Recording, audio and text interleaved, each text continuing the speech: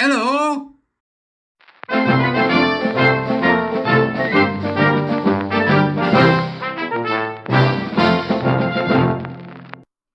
Beep, beep, beep, beep, beep, beep. Welcome to the court of the EDI jester. How is everybody today? Yes, we have seen the unseeable. We have heard the unhearable, and we have noticed the most noticeable in the ongoing court case and the wonderful commentary provided by Tribunal Tweets. If you haven't been watching, go and have a look, will you, for God's sake, because you're missing out big time. In which we have a doctor who appears to be utterly insane on every rational level, being exposed as, frankly, a nut job. Now, whether anything will come of this or not, I don't know. The GMC, which is the General Medical Council, seems to be a most peculiar body designed to protect the public from doctors who are errant or insane, and I've said nothing. I've been to the website, Twitter, on the Twitter sites. Nothing, not a word. They haven't said, right, okay, we're investigating this arse. Is that because they need somebody to complain before they can investigate? I have no idea what's going on here. But I've never seen anything quite like it in my entire life. It is obvious that there is something seriously wrong.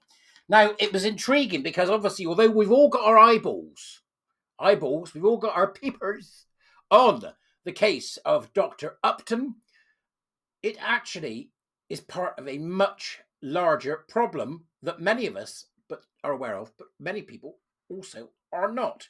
So it seems appropriate that we should I'm going to pull back a bit, and take a look at something over the next couple of days that I hope that you will find interesting, because it's fairly obvious that Upton, although being a complete twat, is not actually per se the problem itself. The problem itself is the NHS. And there's further evidence that the NHS is absolutely deranged on this matter in a recent video, which I will be discussing over the next few days.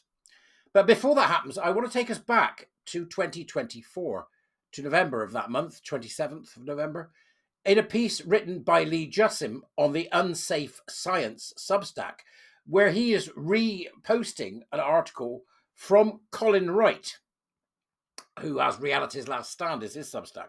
So there's links and everything that you'll need to this are in the Dubras as usual. So let's get started, because this relates. I'll explain as I go. Two leading media organisations abruptly shelved coverage of a groundbreaking study that went against their narrative. Now, this is because this groundbreaking study was on DEI/EDI, CSJ, all that nonsense that we need to eradicate from society completely.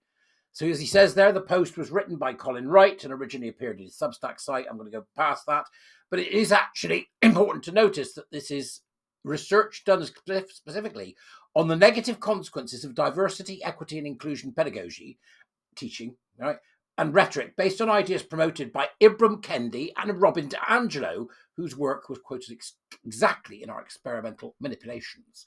I was planning to do a post on this, but this was so good I had little to add. Lee, now, you have to understand that Upton is an outgrowth of a particular bubo, which is the bubo is EDI, DEI. This is what we're seeing. I mean, that he's the flower of the rotten weed that is this terrible way of thinking. And part of that is also critical race theory. Now, I don't want to take away from the fact that we have to deal with this gender nonsense for 1 minute, but it's getting very hard to deny that the two things are connected, because they are. In a stunning series of events, two leading media organizations, the New York Times and Bloomberg, abruptly shelved coverage of a groundbreaking study that raises serious concerns about the psychological impacts of diversity, equity, and inclusion. The study, conducted by a Network Contagion Research Institute in collaboration with Rutgers University, found that certain DEI practices could induce hostility, increase authoritarian tendencies, and foster agreement with extreme rhetoric. Upton, despite that being about gender and not race, is the absolute poster boy for that. With billions of dollars invested annually in these initiatives, public has a right to know if such programs, heralded as effective moral solutions to bigotry and hate, might instead be fueling the very problems they claim to solve. The decision to withhold coverage raises serious questions about transparency, editorial independence, and growing influence of ideological biases in the media. Now, the NCRI study investigated the psychological effects of DEI pedagogy, specifically training programs that draw heavily from the texts like Abraham X. Kendi's How to Be an Anti-Racist and Robin DiAngelo's white fragility. The findings were unsettling, though perhaps not surprising to long-standing opponents of such programs. Through carefully controlled experiments, the researchers demonstrated, this is, I think, absolutely fascinating, They demonstrated that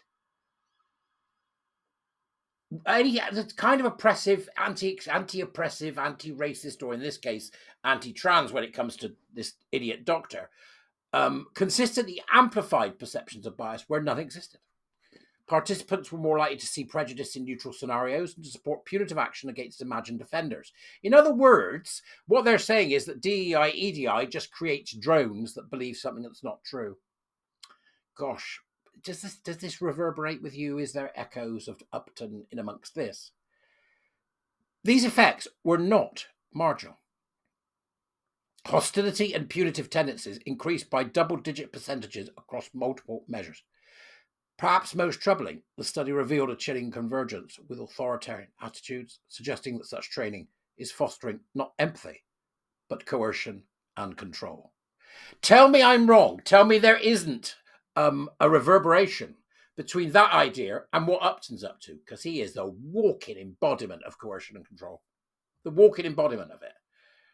The implication of these findings cannot be downplayed. DEI programs have become a fixture in workplaces, schools, and universities across the United States, with a 2023 Pew Research Center report indicating that more than half of US workers have attended some form of DEI training. This obviously, it costs a fortune to do this nonsense, and we've been doing it over here, but the NHS is probably the single biggest captured organisation, as you will see when I take us through some of their training over the next couple of days. Let's just jump ahead a bit here, right? The harm in question goes far beyond the scope of individual programs. Across multiple experiments, the study documented a consistent pattern. Exposure to anti-oppressive DEI rhetoric, these power oppression narratives of the intersectionist mad people, it heightened participants' tendency to attribute hostility and bias to ambiguous situations. In one experiment, participants read excerpts from Robin DiAngelo and Ibram X. Kendi, juxtaposed against a neutral control text about corn production. Afterwards, they were asked to evaluate a hypothetical scenario, an applicant being rejected from an elite university. Those exposed to the DEI materials were far more likely to perceive racism in the admission process, despite no evidence to support such a collusion. In other words, DEI programs are producing, EDI, all the crap that the NHS is doing, are producing people who are unable to perceive reality. That's the truth of it. They are unable to perceive reality. Okay? So, in other words, all of these things that are on this particular chart in front of you now, look at that.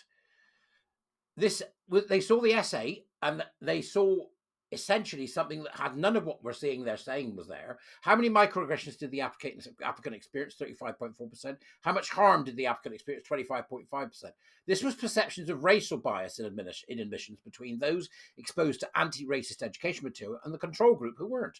Percentages reflect percent difference in mean scores between those who saw the treatment and the control.